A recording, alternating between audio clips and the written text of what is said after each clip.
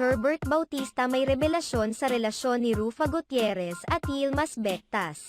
Tila hindi na nakapagtimpi ang rumored boyfriend ni Rufa Gutierrez na si Herbert Bautista sa mga kumakalat na balita ngayon na di umano ay nagkabalikan na sina Rufa Gutierrez at dating asawa nito na si Yilmaz Bectas. May mga naglabasang mga haka-haka ngayon sa ilang mga social media platforms na nagsalita na umano si Herbert Bautista hinggil sa mga isyong kinakaharap ngayon ni Rufa Gutierrez kung saan patuloy pa rin umano itong nililink sa dating asawa nito na si Yilmaz. Ayon kay Herbert Bautista, hindi umano totoo na nagkabalikan na sina Rufa Gutierrez at Yilmaz Bectas. Sa katunayan pa umano ay nagbabalak na silang magpakasal ni Rufa.